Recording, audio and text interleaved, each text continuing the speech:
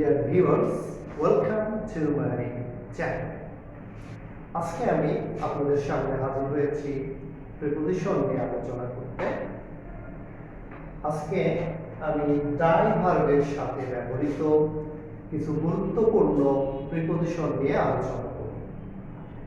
তো আমরা দেখে নিই ডাই ভার্বের সাথে কোন কোন প্রিপোজিশন বসতে পারে।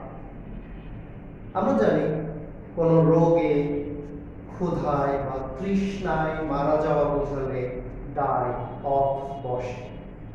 আমি আবার বলছি, কোন রোগে, ক্ষুধায় বা তৃষ্ণায় মারা যাওয়া বোঝালে ডাই অফ বসে। যেমন the patient died of cancer, রোগীটি ক্যান্সার রোগে মারা গিয়েছে। এরপরে the poor man died of hunger, দরিদ্র লোকটি ক্ষুধায় মারা গিয়েছে। The beggar died of thirst, ভিক্ষুকটি তৃষ্ণায় মারা গিয়েছে। তাহলে আমরা এই বিষয়টি মনে রাখবো যে কোনো ব্যক্তি যদি রোগে, ক্ষুধায় বা তৃষ্ণায় মারা যান তাহলে ডাই অফ বসে।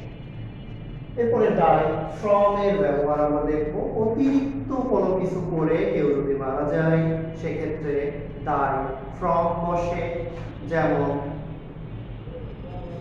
The fat man died from over eating, মোটা লোকটি অতি ভোজনে মারা গিয়েছিল। ফ্যাট ম্যানটি অতিরিক্ত খেয়ে মারা গিয়েছিল। তো ওভার এক্সারসাইজ করেও যদি কেউ মারা যায় সেখানেও আমরা ডাই ফ্রম ব্যবহার করে থাকি। এরপর আমরা শিখব ডাই বাই এর ব্যবহার। ডাই এর সাথে কখন বাই বসে। কেউ সহিংসতায় মারা গেলে, তারপরে মহামারীতে মারা গেলে, আমরা আঘাতে মারা গেলে আমরা ডাই বাই ব্যবহার করে থাকি। যেমন হি ডাইড বাই সুইসাইড, অথবা হতে পারত হি ডাইড বাই অ্যাক্সিডেন্ট।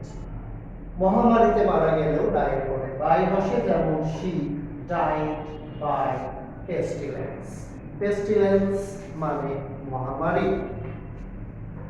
কেউ যদি শান্তিতে মারা যায়, কাজ করতে করতে মারা যায়, দারিদ্র্যে মারা যায়, অথবা যুদ্ধরত অবস্থায় যুদ্ধে মারা যায় তাহলে ডাই ইন বসে। যেমন the man died in poverty, লোকটি দারিদ্র্যে মারা গিয়েছে। The pious man died in peace, ধার্মিক লোকটি শান্তিতে মারা গেল। The worker died in harness, কর্মীটি কাজ করতে করতে মারা গেল। তো এই যে বিষয়গুলো আমরা মনে রাখবো যে যুদ্ধে, দারিদ্র্যে, শান্তিতে বা কাজ করতে করতে মারা যাওয়া বোঝালে ডাই ইন বসে। এরপরে আমরা ডাই থ্রু এর ব্যবহারটি লক্ষ্য করব যে অবহেলায় মারা গেলে ডাই থ্রু বসে। যেমন the patient died through neglect, রোগীটি অবহেলায় মারা গিয়েছিল। Die through. এরপরে ডাই অন, কোথায় ডাই অন বসে এই বিষয়ে আমরা একটু ধারণা নিব। কেউ যদি ফাঁসির মঞ্চে মারা যায় তখন আমরা ডাই অন ব্যবহার করে থাকি। The murderer died on the scaffold, the murderer died on the scaffold. তো এই যে মার্ডারার, যে ঘাতক, হত্যাকারী, সে ফাঁসির মঞ্চে মারা গেল। স্ক্যাফোল্ড এর আগে অন ব্যবহৃত হল। আরেকটি ব্যবহার আছে ডাই আউট। ডাই আউট মানে নিঃশেষ হয়ে যাওয়া, বিলুপ্ত হয়ে যাওয়া, এরকম অর্থ প্রকাশ করলে ডাই আউট বসে। যেমন this species has nearly died out because it's habitat is being destroyed, এই প্রজাতি প্রায় বিলুপ্ত হয়ে গেছে কারণ এটার আবাসস্থান ধ্বংস হয়ে যাচ্ছে।